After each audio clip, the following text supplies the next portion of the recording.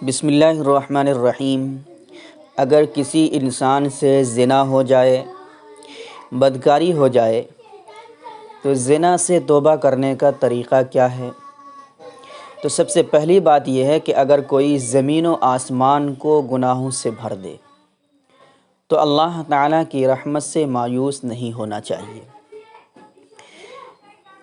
میں زنا یا گناہ کی ترغیب تو نہیں دے رہا ہوں، بلکہ مایوسوں کو مایوسی سے نکالنا مقصود ہے کہ توبہ کس طریقے سے کیا جائے گا۔ اللہ کی رحمت سے نا امید نہیں ہونی چاہیے، اللہ کی رحمت بہت بڑی ہے۔ اگر کوئی گناہ کرتے ہیں یا کثرت گناہ کرتے ہیں تو اللہ تعالیٰ کی رحمت کو کوئی نقصان نہیں ہوتا، اللہ تعالیٰ کی ذات پر کوئی منفی اثر مرتب نہیں ہوتا ہے، کیونکہ اللہ تعالیٰ کے اثرات قبول کرنے سے پاک و صاف ہے۔ اللہ تبارک و تعالی اثرات کو قبول کرنے سے پاک و صاف ہے۔ یہ انسان کی صفت ہے، اللہ تعالیٰ اس سے پاک و صاف ہے۔ نہ کبھی ایسا ہوتا ہے کہ کوئی کثرت گناہ کرے، خوب زیادہ گناہ کرے اور اللہ تعالیٰ ناراض ہو کر اس کے لیے توبہ کے دروازے بند کر دے، ایسا ہرگز نہیں ہوتا ہے۔ لہٰذا مایوس ہونے کی ضرورت نہیں ہے، لیکن سعادت مند آدمی، سعادت مند انسان وہ ہے جو اپنے سابقہ گناہوں پر سخت شرمندگی محسوس کرے کہ ہم سے جو گناہ سرزد ہو گیا ہے یہ بہت ہی شرمندگی کی بات ہے، اور اللہ رب العزت سے کامل توبہ کی طرف آئے تو اللہ تعالیٰ کی رحمت بڑی وسعت کے ساتھ اس کو اپنے آغوش میں لیتی ہے۔ اب اگر زنا سے توبہ کا ارادہ ہے،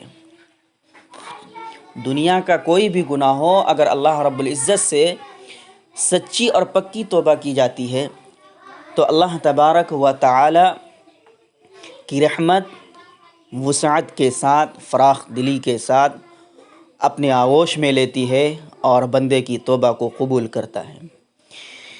تو اب اگر زنا سے توبہ کا ارادہ ہے تو اس کے لیے یہ دیکھا جائے گا کہ غیر شادی شدہ عورت سے زنا کیا تھا یا شادی شدہ سے۔ اگر غیر شادی شدہ عورت سے یعنی کنواری عورت سے زنا کیا ہے تو یہ اس کے اولیاء یعنی اس کے ماں باپ، بھائی کے حق میں کوتاہی کی ہے۔ تو اب یہ دیکھا جائے گا کہ اس کے اولیاء، باپ، بھائی وغیرہ جو ان کے اولیاء ہیں، سرپرست ہیں، ان سے معافی مانگ سکتا ہے یا نہیں۔ یعنی معافی مانگنے کا مطلب یہ ہے کہ جب معافی مانگا جائے گا تو یہ دیکھا جائے گا کہ اگر ہم معافی مانگنے کے لیے جاتے ہیں تو فتنہ و فساد کا ڈر اور خوف تو نہ ہو۔ اگر فتنہ و فساد یعنی لڑائی جھگڑے کا ڈر نہیں ہے، جان جانے کا ڈر نہیں ہے، تو پہلے اس کے اولیاء سے معافی مانگی جائے گی، معافی مانگنا ہوگا، پھر اللہ تبارک و تعالیٰ کے دربار میں توبہ کریں گے۔ اور اگر فتنہ فساد کا ڈر ہو تو اللہ رب العزت کے دربار میں کامل سچی پکی توبہ کرے۔ اب ہو سکتا ہے کہ میدان محشر میں اللہ تبارک و تعالیٰ اس کے اولیاء، اس کے سرپرست کو آپ سے راضی کرا دے۔ دوسرا، اگر شادی شدہ عورت سے زنا کیا ہے تو یہ اس کے شوہر کے حق میں کوتاہی کیا ہے، تو اس کے شوہر سے بھی معافی مانگنی ہوگی، لیکن یہاں پر بھی وہی بات ہے کہ سخت فتنہ و فساد، جان جانے کا اندیشہ ہے، تو پھر اس کے شوہر سے معافی نہیں مانگیں گے، بلکہ اللہ رب العزت کی بارگاہ میں توبہ کریں۔ لیکن یہ ہو سکتا ہے کہ میدان محشر میں اس کے شوہر کو سامنے کھڑا کرے اور آپ کو بھی کھڑا کرے، اور اس کا حق جو ہے وہ آپ کے نامہ اعمال سے نیکیاں نکال کر اس کا بدلہ دلوایا جائے۔ اس لیے کامل سچی اور پکی توبہ کرنی چاہیے۔ زنا کے سے صحیح طریقہ توبہ کرنے کا یہی لکھا ہے کتابوں کے اندر۔